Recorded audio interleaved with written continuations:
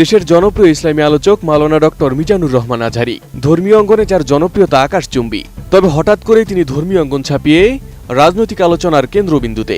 দুর্নীতির আড্ডাখানা, আখড়াখানা বাংলাদেশ, ঠিক কিনা বলেন?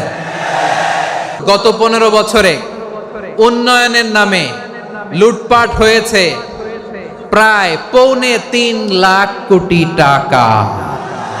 মানে লুটপাট করতে করতে এদেশের জনগণকে ফুটপাতে বসায় দিচ্ছে।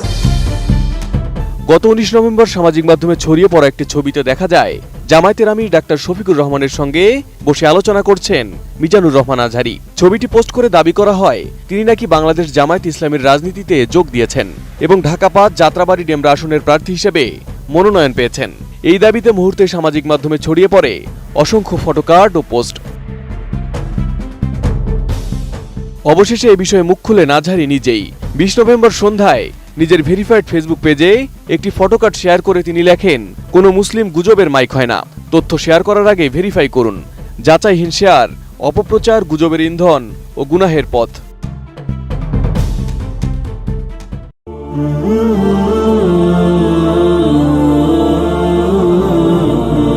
পোস্টের কমেন্টে তিনি আরও লেখেন, সামাজিক যোগাযোগ মাধ্যমে কিছু শেয়ার করার আগে সত্যতা যাচাই করা জরুরি। যাচাই বাছাই ছাড়া কোনো তথ্য ছড়িয়ে দেওয়া ইসলামে কঠোরভাবে নিষিদ্ধ।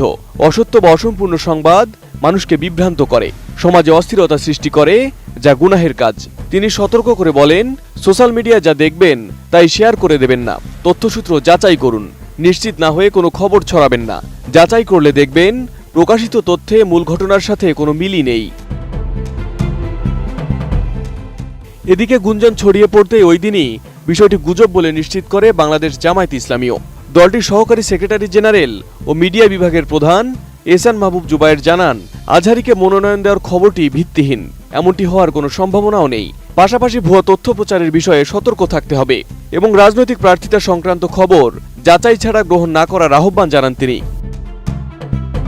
সবার আগে সব খবর পেতে চ্যানেলটি সাবস্ক্রাইব করুন এবং ফলো করে বেল বাটনটি চাপুন।